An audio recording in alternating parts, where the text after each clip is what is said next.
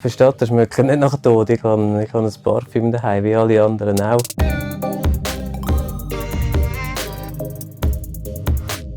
Ja, Bestatter schlagen auf eine Art schon einen Profit aus dem Tod, aber sie unterstützen Angehörige und die Familie in so Sachen, die in dem Moment selber schwer sind zu erledigen. Die drei wichtigsten Sachen sind eigentlich die Überführung von einem Ort zum anderen, dann dass man jemanden, der verstorben ist, so herrichten kann, dass ihn die Angehörigen besuchen und Abschied nehmen können.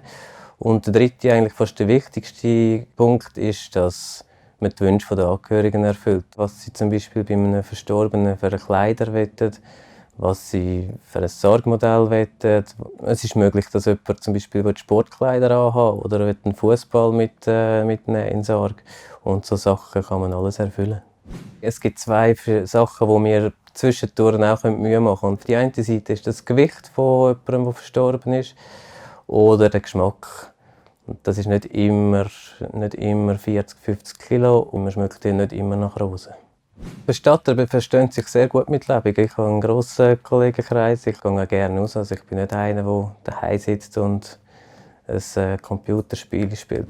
Ja, das mit dem schwarzen Humor, das ist schon ein bisschen so. Also es gibt sicher den einen oder anderen Witz oder Spruch, den ein Bestatter lustiger findet als andere Personen.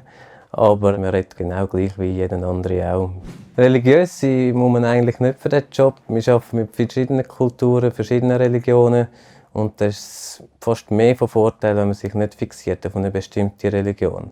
Es gibt andere Kulturen, die feiern den Tod und die machen das Fest daraus. In der Schweiz ist es immer noch so ein Thema, das gerne versteckt wird. Oder dass man nicht unbedingt mit einem Bestattungswagen vor das Haus oder vor das Altersheim anfährt, so schnell wie möglich wieder geht. Und man fängt wirklich nur über den Tod an reden, wenn es jemanden Bestimmtes betrifft.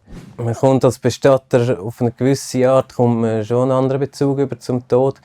Also bei mir hat sich das so entwickelt, dass ich einfach angefangen habe, viel mehr die Sachen zu geniessen, die ich in der Freizeit mache. Nicht nur immer das Negative denken, sondern vor allem das Positive sehen.